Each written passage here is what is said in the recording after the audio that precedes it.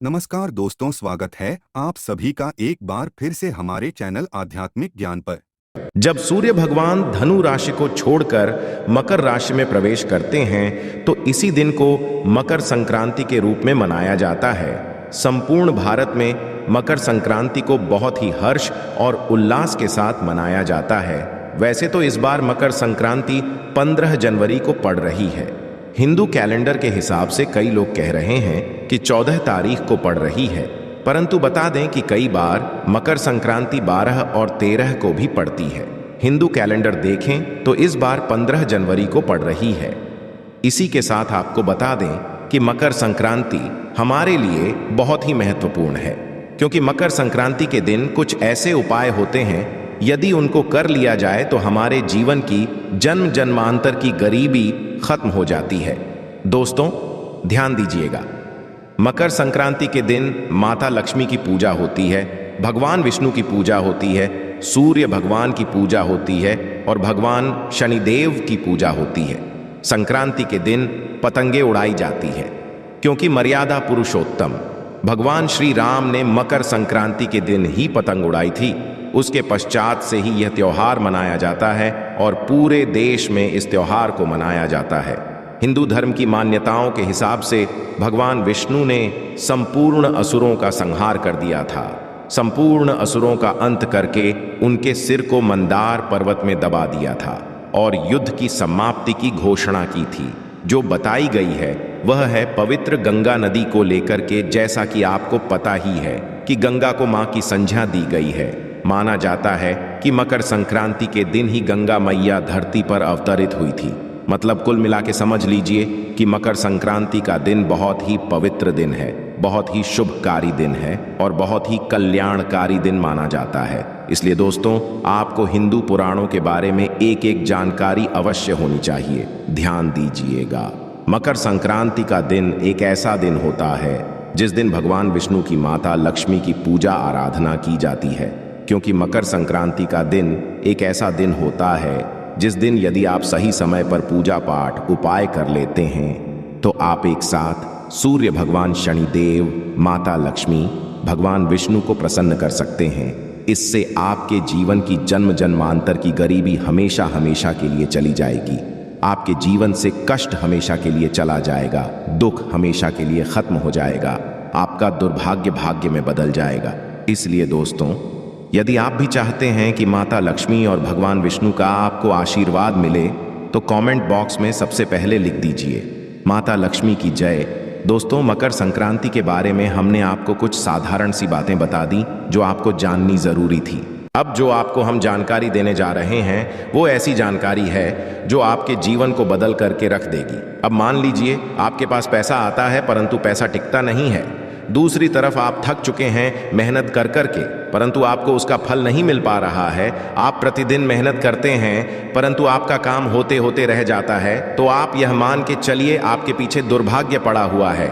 एक बात और जान लीजिए दोस्तों, संपूर्ण दुनिया ज्योतिष शास्त्र पर टिकी हुई है, जिसकी वजह है जब आपके ग्रहों की चाल आपके लिए अच्छी होगी तब आपके जीवन में सब कुछ अच्छा होगा।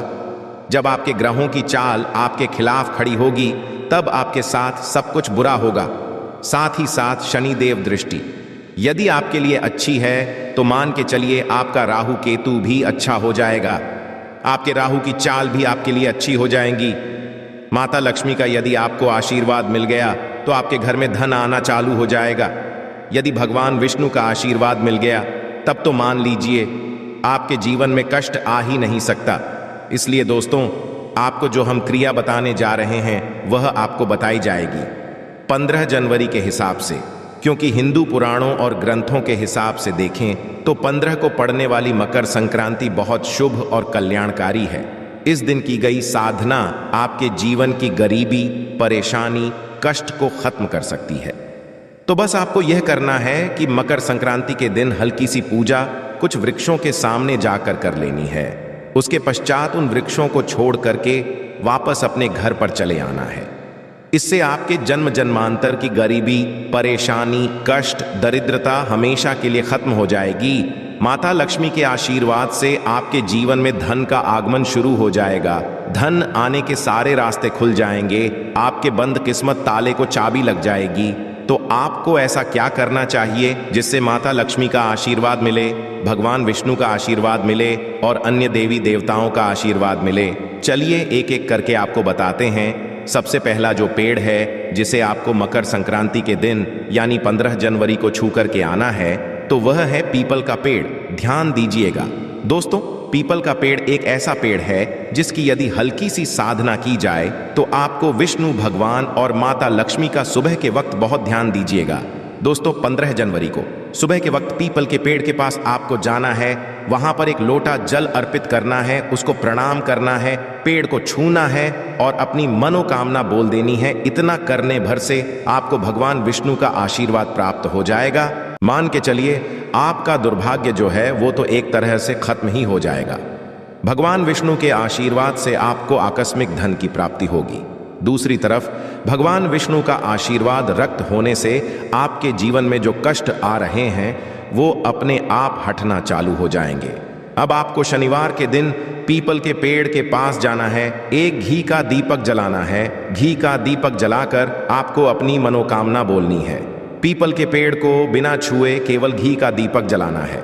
भगवान विष्णु माता लक्ष्मी को अपनी जो भी मनोकामना है वह बोलनी है और अपने घर वापस चले आना है। 15 जनवरी मकर संक्रांति के दिन यह क्रिया करने से मान के चलिए आज कई तरीके के कष्ट खत्म हो सकते हैं। इसलिए पीपल के पेड़ के नीचे यदि यह क्रिया आप 15 जनवरी को करते हैं तो मान के चलिए आपको भगवान विष्णु और माता लक्ष्मी का आशीर्वाद प्राप्त होगा। दूसरी क्रिया जो आपको करनी है वो भगवान शंकर के लिए करनी है। दोस्तों, वैसे तो शनिवार का दिन शनि देव को समर्पित होता है, परंतु शनि देव शंकर भगवान को अपना गुरु मानते हैं। मतलब आपने यदि शंकर भगवान की हल्की सी भी पूजा कर ली, कोई साधना कर ली, मान लीजिए शानी, भगवान का भी आपको आशीर्वाद प्राप्त होगा। आपको बस एक सरल सा उपाय करना है। सुबह के वक्त आपको बेल पत्र के पेड़ के नीचे जाकर एक लोटा जल अर्पित कर देना है। 1001 बार ओम नमः शिवाय मंत्र का जाप कर लेना है और घर पर वापस चले आना है। इतना करने भर से आपके जीवन में कई कल्याणकारी और शुभकारी समय आएंगे। भौतिक सुखों की आपको प्राप्ति होगी। भगवान भोलेनाथ का आशीर्वाद मिलेगा। यदि आप चाहते हैं कि भगवान भोलेनाथ का आशीर्वाद मिले तो तुरंत ही कमेंट में लिख दे हर हर महादेव। तीसरा पेड़ जिसको आपको छूना है और वहां पर परिक्रमा करनी है वह है अशोक का पेड़। दोस्तों, अशोक का पेड़ एक ऐसा पेड़ है जिस पर व्यक्ति के 9 ग्रहों का वास होता है। एक बात सुन लीजिए, अशोक पेड़ पर मान के चलिए ब्रह्मांड की सर्वशक्तिशाली शक्तियां वास करने आती है, जिसका मतलब यह है कि अशोक के पेड़ को आपको शनिवार के दिन जाकर के छूना है। इसकी 7 बार परिक्रमा करनी है। हो सके तो एक लोटा जल भर लीजिए। यदि आपके अंदर क्षमता है तो लोटे में पूरा दूध भर के चले जाइए। दूध कच्चा होना चाहिए, उसमें हल्दी मिला लीजिएगा और वह दूध चढ़ाने के पश्चात ही, अर्पित करने के पश्चात ही अशोक के पेड़ की 7 परिक्रमा लगानी है और वापस घर आ जाइएगा। इतना करने भर से मान के चलिए आपके नौकर आपका साथ देंगे। मान के चलिए आपके खिलाफ जो हो गए थे, आपके खिलाफ खड़े हो गए थे, वह आपका साथ देना चालू कर देंगे। आपके जीवन से परेशानियां हमेशा हमेशा के लिए चली जाएंगी। अभी तक हमने आपको वो बातें बताई है दोस्तों जो हिंदू पुराणों के हिसाब से है, वो जानकारी है जो आपके जीवन में बदलाव ला सकती है। इसलिए आप हमारे चैनल को आज ही सब्सक्राइब कर लें, क्योंकि हिंदू पुराणों की हर जानकारी आपको इसी चैनल पर मिल जाएगी। अब आखिरी पेड़ जो आपको छू करके आना है दोस्तों, वह एक ऐसा पेड़ है जिसको यदि आप छू लेते हैं तो मान के चलिए आपके जीवन से परेशानियां चली जाएंगी, आपके घर पर सुख समृद्धि आएगी। वो है शमी का पौधा। इसे आपको शाम के वक्त केवल छूना है। शनि का पेड़ नहीं होता है, ये पौधा होता है। आपको इसे केवल छूना है और घर वापस आना है। किंतु इस समय यदि इसके सामने पूजा आराधना की जाए तो वो कैसी होगी, हम आपको बता देते हैं। देखिए, आपको करना यह है कि शाम के वक्त किसी भी शनि देव के मंदिर जाना है वहां पर एक घी का दीपक जला देना है। 7 बार मन ही मन में आपको शनि चालीसा का पाठ कर लेना है। 15 जनवरी को यह क्रिया करनी है। फिर आपको जहां शमी का पौधा लगा हो या किसी के घर में भी शमी का पौधा लगा हो तो बहुत है, आप वहां पर जाकर शमी के पौधे को छू लीजिए और अपनी मनोकामना बोल दीजिए। शमी का पौधा ही एक ऐसा पौधा होता है जिस पर शनि महाराज का वास होता है। इस पौधे के गमले को यदि आप छू करके घर वापस आ जाते हैं तो मान के चलिए आपके राहु केतु आपका साथ देना चालू कर देंगे। आपके 9 ग्रह आपके साथ हो जाएंगे। आपका दुर्भाग्य भाग्य में बदल जाएगा। मान लीजिए आप दुश्मन आपके पीछे खड़े थे, आपके दुश्मन आपको हानि पहुंचाना चाहते थे, तो वो आपका एक बाल भी बांका नहीं कर पाएंगे। दोस्तों, आज की जानकारी आपके जीवन को बदल करके रख सकती है। इसको नजरअंदाज मत कीजिएगा, बस इतना ध्यान दीजिएगा। यदि आप 14 जनवरी को यह उपाय करने जा रहे हैं, मान लीजिए सारे वृक्षों को छू आ रहे हैं, तो इसमें बस पीपल के पेड़ को मत छूइएगा, क्योंकि माना जाता है कि कभी भी रविवार के दिन तुलसी के पौधे को और पीपल के पेड़ को नहीं छूना बहुत अशुभ होता है। यह आपके जीवन में परेशानियां ला सकता है, इसलिए रविवार के दिन पीपल के पेड़ को ना छुएगा। बाकी वृक्षों को आप छू सकते हैं और पौधों को छू सकते हैं, किंतु रविवार के दिन कभी भी पीपल के पेड़ और तुलसी के पौधे को नहीं छूना चाहिए। आशा है कि आज की इस प्रस्तुति में बताई गई जानकारी आपको अच्छे से समझ आ गई होगी। वीडियो अच्छा लगा हो तो एक लाइक अवश्य कर दें। धन्यवाद वीडियो के अंत तक बने रहने के लिए।